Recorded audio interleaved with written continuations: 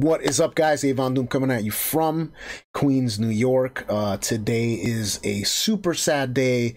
I've made this intro like almost 10 times at this point because I don't really know how to begin because it's sad news. It's not usually something that is, you know, generally I want to be like positive when I'm making these videos, and it's hard to be positive when you hear such horrible news, you know, and try to be enthusiastic. You can't be enthusiastic. At the same time you can, and I'll explain that later, I guess. But if you haven't heard, you read the title.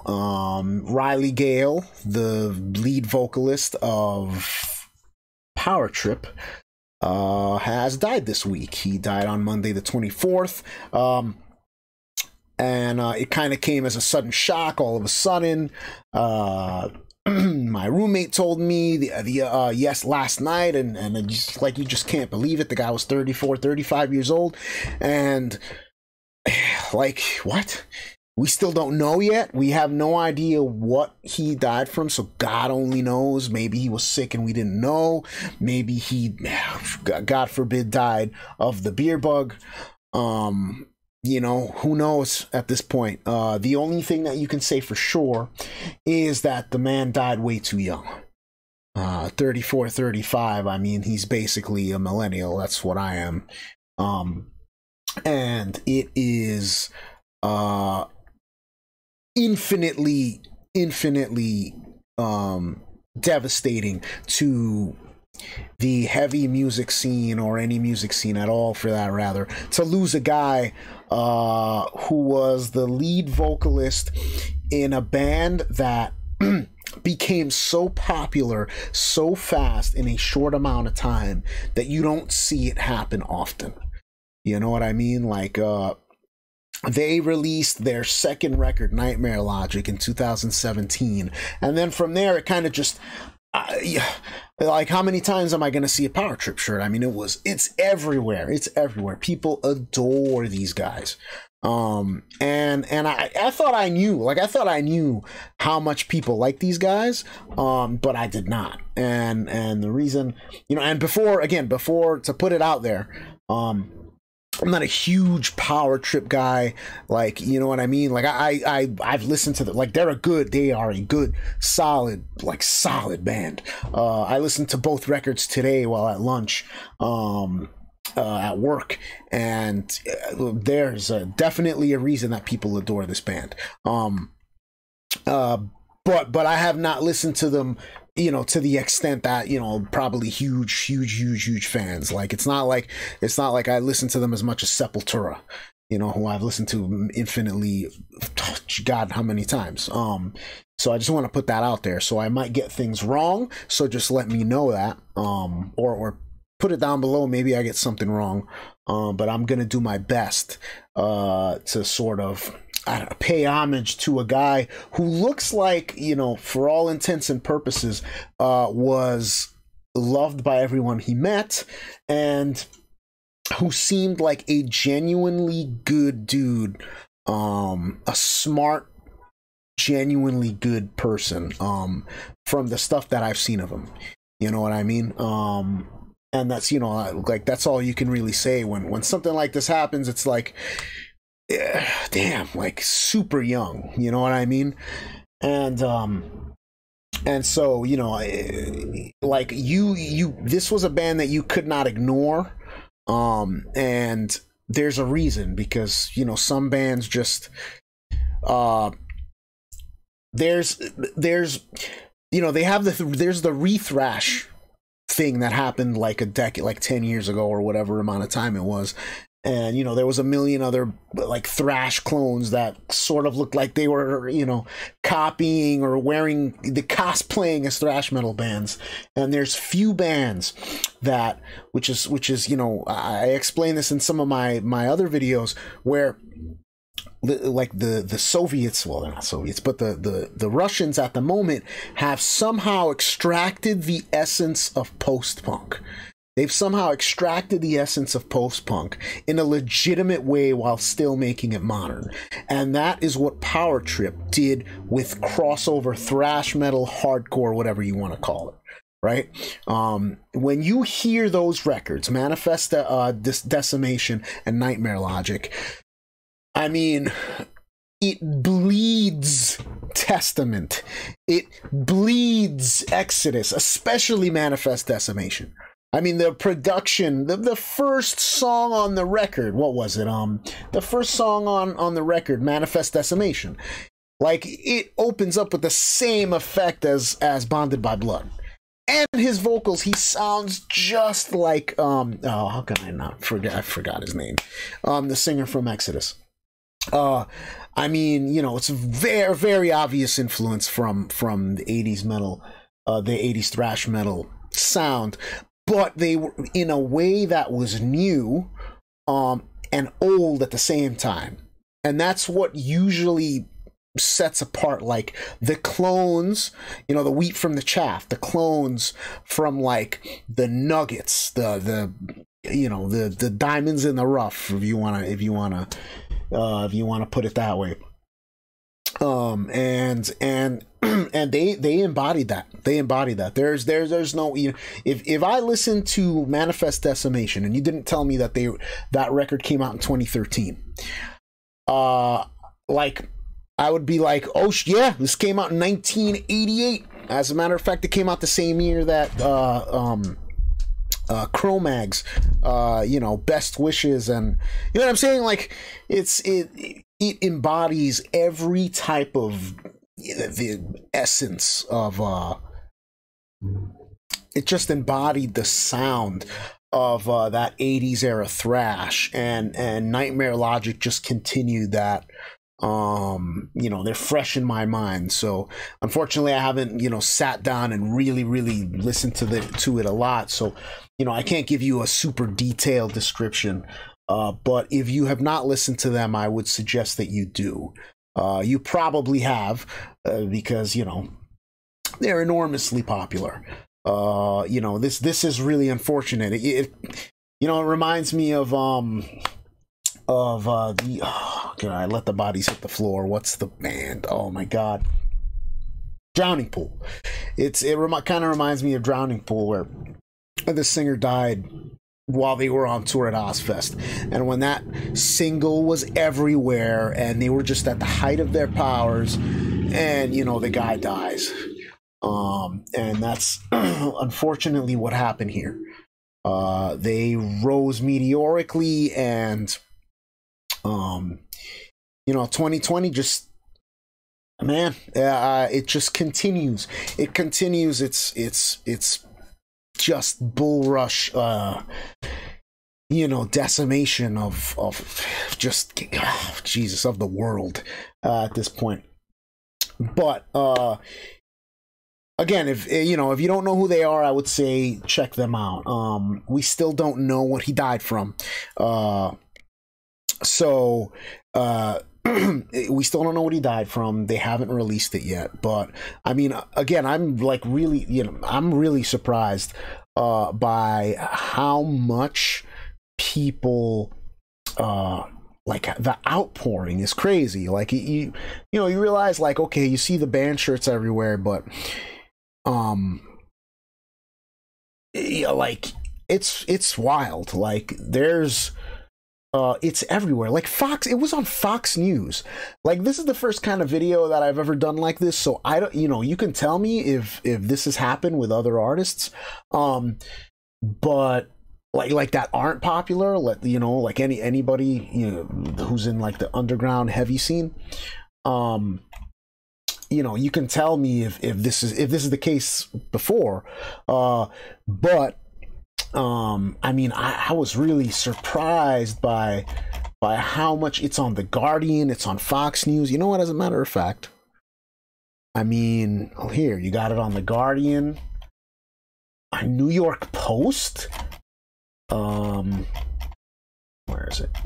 New York Post, I mean, here, Brooklyn Vegan, which, you know, whatever, Fox News, I mean, that's amazing. I'm amazed that this got in the front. And you know, you can hear and you can just see it. You know, you see the tweets everywhere here. You got Volbeat,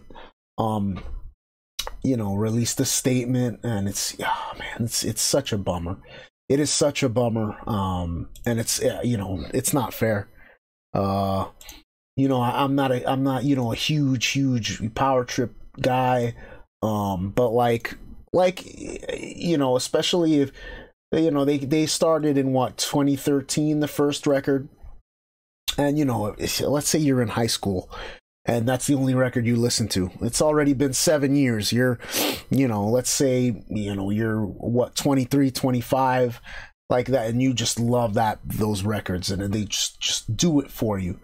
Like if Max Cavalera died, or like Ozzy, like it's devastating. It would be devastating. I mean, you know, that's why I make this video, just because like that sucks, and I feel bad for him, you know, his family, his friends, and the fans, because, you know, like, it's very obvious they were going to be around for a very long time, and that he was a good guy, you know.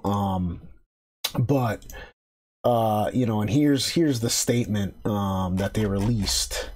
It is with greatest of sadness we must announce that our lead singer and brother Riley Gale passed away last night. Riley was a friend, a brother, a son. Riley was both a larger-than-life rock star and a humble and giving friend. He touched so many lives through his lyrics and through his huge heart. He treated everyone he met as a friend, and he always took care of his friends. We will celebrate Riley's life and never forget the great works of music, charity, and love that he left behind. You, the fans, meant so much to him. Please know how special you are. If you have a memory of Riley, please share it, no matter how small, as we remember him. And that is just awful. Oh, it is a real bummer. And again, you know, a guy that's 34, 35 years old. I'm not sure which is the accurate age. I've seen both. But either way, it doesn't matter. It doesn't matter. You know, either way, it's insanely tragic. And you can see here, like I said, again, you know, Fox News, like, that's so crazy. You know, Citizen, I mean, NPR. You know, it's very, very obvious that this band had a very special place in a lot of people's hearts and minds. And, you know, you can tell that. I mean, on E, you know, I mean, they don't have much here, but, you know, it's a video. That's enough. E, like, that's crazy, you know, and Spin and Yahoo and, you know, all the right places. I would like to get, you know, Ice-T, who they did a song together. I think he was on the last on the last record with his band. Oh, Jesus, I'm terrible. But you know, yeah, see Code Orange. Yeah, it's very obvious. I mean, he probably toured with all these guys, and it's a shame because I never got to see them live, which is it's unfortunate for me. I say that you know, it's a bummer, and damn, and you know, so, and this, you know, what can I say? There's really nothing that I can say here that, you know, his friends and his colleagues, I mean, look at this. I mean, I'm genuinely shocked, and it kind of makes, you know, it makes you feel good. You don't realize how much people actually care. And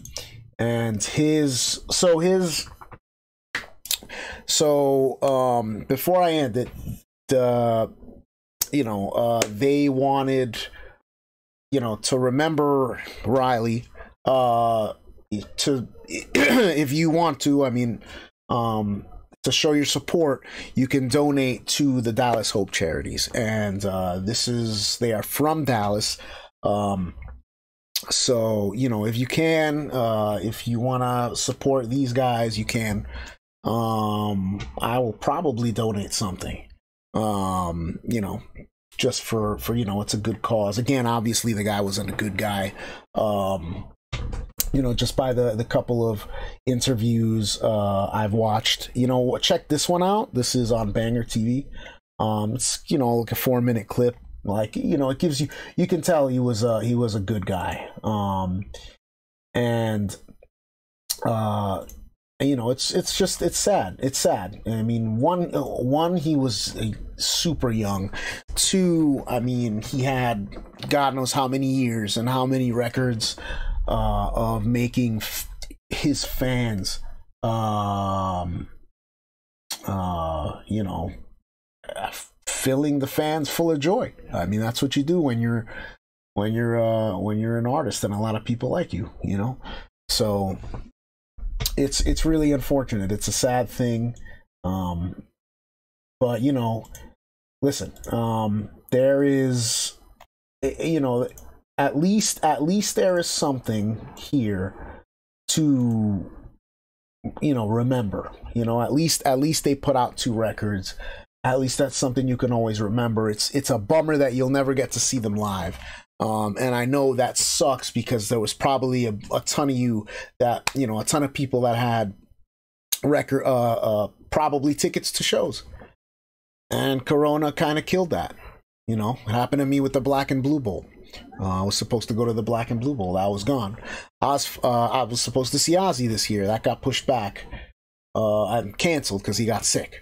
You know, and it's unfortunate. It's a sad thing. But again, if you want to, you know, contribute to the Dallas Hope charities, you know, it's very obvious that's probably what he would have wanted. You know, it's, you know, one more thing, you know, it's, and again, like, you know, I was reading one of the articles and it says that, I think the Guardian article, you know, that he was big on philosophy and it was a big reader, and he seems like an intelligent dude when you watch him speak about, you know, the stuff that he cares about. And you know, he was obviously politically minded, you know, and he spoke his mind, and you got to give him respect for that. You know what I mean? And and he was big into reading about philosophy, which for me currently, I just finished Marcus Aurelius's Meditations, and I've been trying to go through some philosophy myself. So it I don't know, it kind of, you know, even though, you know, it kind of gives you a connection, for, you know, for what that's worth. And so, I know people usually think that metalheads are just meatheads, or people who listen to heavy music in general are just meatheads. But that's obviously not the case, especially with him. And you know, that's good. That's a shame though. It's very obvious he was intelligent. He was an intelligent guy. And it's a bummer to lose somebody like that. You know, it's somebody who's intelligent and kind of like really, you know, creates good art, you know, and, you know, there's nothing that you can say, besides, you know, enjoy his stuff, you know, blast those two records, on the weekend, get blasted, have a drink for Riley. You know, you know, and just enjoy the music. You know, there's nothing else you can say and nothing else you can do. And you know, I think that's all that I really can say. You know, hug your friends, hug your families, because you never know how soon they'll go. And and you know, go see your favorite bands, man. Go see your favorite bands, because you never know. You never know when they'll be gone. You'll never get that chance again. My first show when I was 13 or 14 was Morbid Angel and Pantera during the Reinventing the Steel tour. I saw them at Hammerstein Ballroom in 2000 or 2001 2002. That was my first show and the last time I would ever see Pantera again.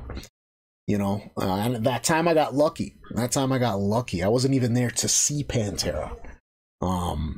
You know, I got lucky. A friend of mine got me a ticket for, you know, uh, for the show for $14, and I went in and I got to see Pantera, and I can say that now because when Dimebag died, it was that sucked. That sucked. I couldn't believe it. I couldn't believe it when Dimebag died. I couldn't believe it. It was crazy. So you know, this band could be that for a lot of people. You know, so sorry it got so somber. Just again, hug your friends, hug your family, see your favorite bands as soon as all this shit is over. Have a drink for Riley on the weekend. Drink to his honor.